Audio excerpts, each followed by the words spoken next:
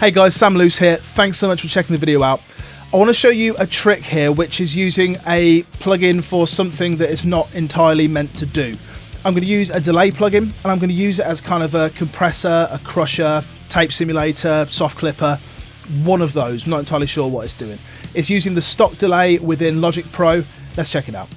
So I've just got a drum loop here. Let's take a listen. Pretty standard.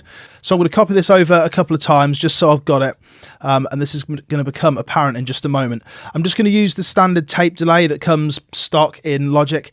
So in this plugin we need to have the dry at 0, wet at 100, and we're just using this section here, the character section.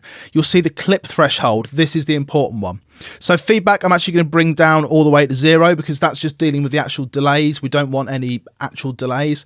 And if I just set a loop around these sections here, watch what happens when I bring this clip threshold down.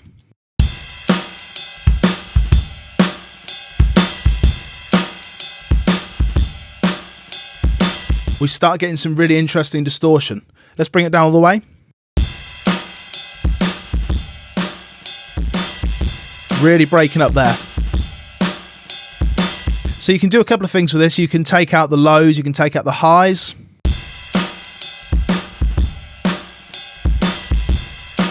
That sounds cool. You can also do a stereo spread, which sounds weird. I'm going to leave that at the center.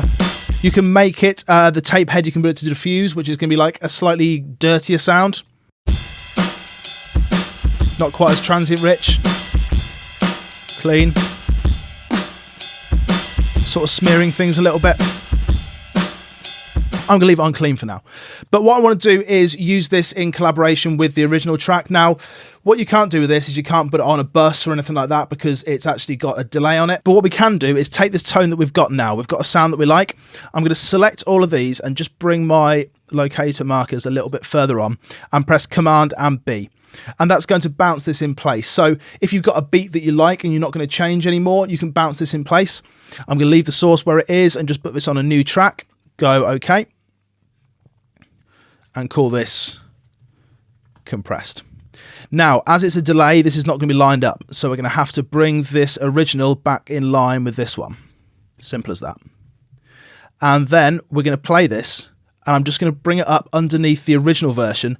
And you're going to hear this super crushed version that we've got, not using a compressor, just using the delay. Take a listen as I bring this up.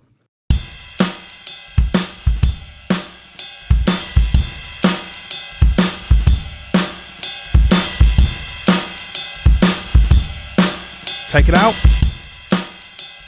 Boring. Let's bring it back in again. On its own.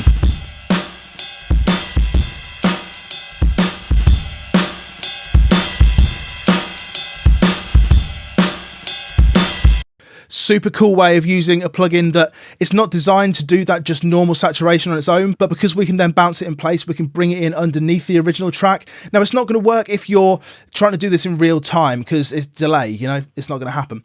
But once you're happy with the sound, you can then bounce this delayed, tape saturated, crushed, compressed kind of sound and bring it in underneath on a separate track, time align it, and you're going to have this really cool tape saturated kind of effect. Thanks for checking it out. Just a short tip there for you that I think you're going to love. Take care.